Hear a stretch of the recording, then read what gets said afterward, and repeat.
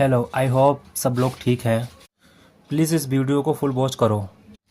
Actually ये video मैंने आपके लिए बनाई है। इस वीडियो का जो बनाने का पर्पस है वो आप लोगों की हेल्प लेना है।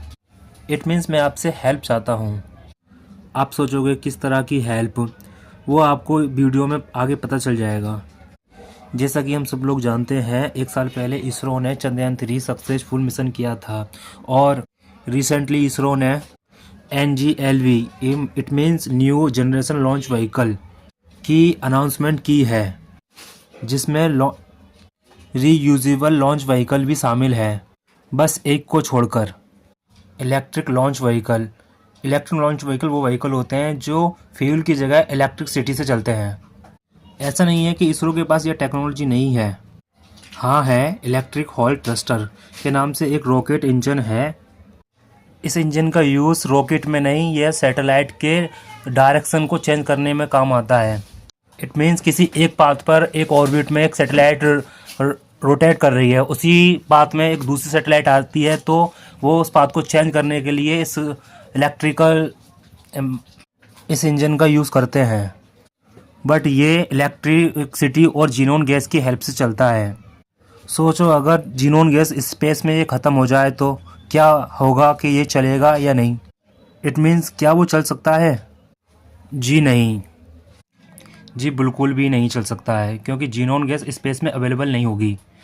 पर पिछले 1 साल से मैं भी ऐसी ही किसी टेक्नोलॉजी पर रिसर्च कर रहा हूँ और मैंने रिसर्च की भी, और अपने रिसर्च की दम पर मैंने एक प्रोजेक्ट बनाने की सोची।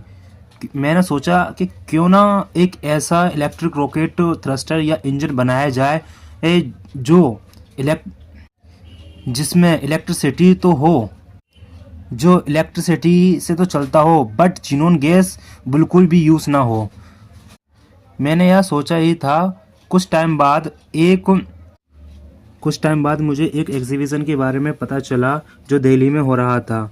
मेन पॉइंट इस एग्जीबिशन में यह था कि इसमें चंद्रयान 3 की वुमेन साइंटिस्ट टीम आ रही थी, और मैं भी इस एग्जीबिशन में गया और वुमेन साइंटिस्ट से मिला भी, और मैंने उनसे कुछ क्वेश्चन भी किए।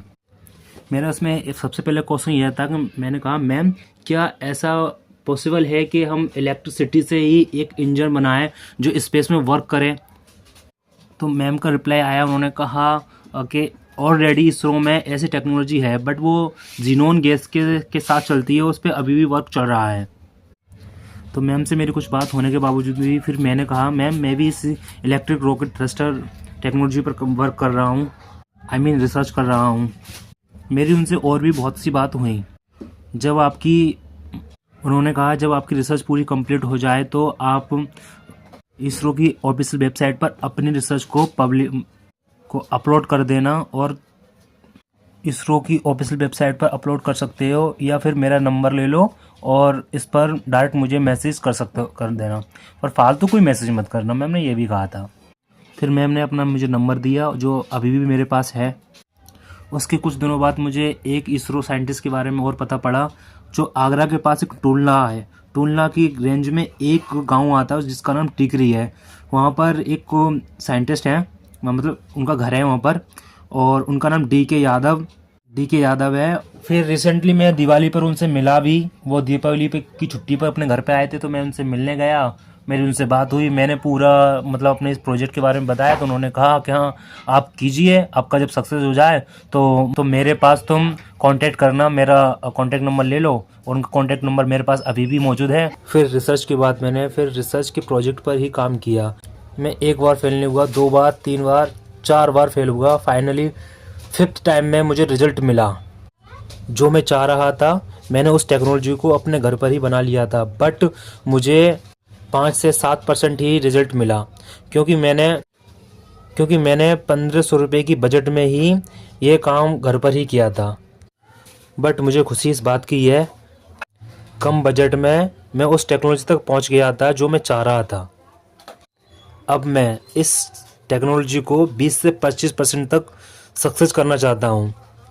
उसके बाद 50% सक्सेस मिलने के बाद मैं इस टेक्नोलॉजी को इसरो साइंटिस्ट को दिखा दूंगा जो मेरे कांटेक्ट में हैं, या फिर ये कह सकते हो कि दिखाने का प्लान है।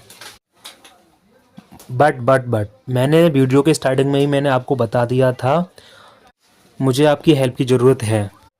एक्चुअली मेरे पास इतना बजट नहीं है कि मैं अपने प्रोजेक्ट को 20 से 25% तक बना सकूं। इसलिए मैंने आपसे हेल्प लेने के बारे में सोचा और आप तक ये वीडियो मैंने पहुंचा दी। मुझे तुमसे 1000 रुपये की ज़रूरत है। मैं आपसे बस इतना ही चाहता हूं कि तुम मुझे 1000 रुपये दो, जिससे कि मैं अपने बजट को और ही आगे ले जाऊं। और आपके साथ मेरे और भी दोस्त हैं जो मेरी इस काम में हेल्प कर रहे हैं। इट मीन्स वो मेरे बजट को आगे बढ़ा रहे हैं। मैंने जो भी हेल्प मांगी है वो मैंने अपने ही क्लासमेट से ही मांगी है, अपने क्लासमेट के अलावा किसी के पास नहीं गया। क्योंकि मेरा मानना ये है कि हम रोबोटिक्स वाले ही प्रोजेक्ट के बारे में जितना अच्छी तरह से जानते हैं, शायद कोई और ना जानता हो प्रोजेक्ट की एक अहमियत क्या होती है। इस काम में मेरे एक और टीचर मेरी मदद कर रहे हैं, वो भी डीआई से ही हैं। मतलब डीआई के पास एक डिस्टेंस में एक सेंटर है जिसका नाम एलोरा है। उसमें प्रोफेसर एएस सैनी, उन्होंने मतलब वो इलेक्ट्रिशियन को कोर्स को कराते हैं। मतलब 1 ईयर का मॉड्यूल कोर्स होता है उसमें, आईटीआई का। वो उसके प्रोफेसर हैं और मैंने उन्हें अपने ये प्रोजेक्ट के बारे में उन्हें बताया। उन्होंने कहा कि जो मुझसे हेल्प होगी मैं करूँगा। मैंने उनसे बस नहीं मांगा कि जो हम पहले लैब यूज़ करते थे इलेक्ट्रिसिटी की, वो मुझे उसमें हेल्प चाहिए, जिसमें कि उसमें उस लैब से मेरी इतनी हेल्प हो जाएगी। उसमें उन्होंने मुझे डीसी से एसी में जो उनके इन्वर्टर हैं और कन्वर्टर भी हैं, वो मुझे उसे प्रोवाइड करेंगे मेरे प्रोजेक्ट के लिए, जिससे कि मेरे प्रोजेक्ट में मेरी हेल्प कर सकें वो। अब मैं इसके आपको एडवांटेज और डिसएडवांटेज बता रहा हूँ। पहले एडवांटेज ये, first advantage new technology. Second, work on space using electricity. Third, space walk in future. और fourth, so many in future. Advantage. Disadvantage, अगर मैं सक्सेस नहीं हुआ तो हाल फिलहाल में आपके पैसे नहीं लौटा सकता हूँ। फिर आपको आपके पैसे मुझे देने में थोड़ा टाइम लग जाएगा। हो सकता है कि मैं आपके पैसे मेरी खुद की जॉब लग जाए तब मैं दूं अपनी जॉब से, या फिर कुछ टाइम बाद आपको लौटा दूं। पर इस बात की गारंटी ज़रूर देना चाहूँगा कि मैं आपके पैसे लौटा दूंगा। अगर किसी वजह से नहीं दे पाया हूँ आपके पैसे, तो तुम मुझे कॉल करके या मैसेज करके बता देना कि भाई तूने मेरे पैसे नहीं दिए हैं, तो मैं आपके पैसे दे दूंगा। अगर फिर भी किसी वजह से ना भी दे पाऊँ, और हो सकता है कि मैं आपके नाम का किसी भूखे को खाना ही खिला दूं, पर मैं ये ज़रूर करूँगा। अगर आपका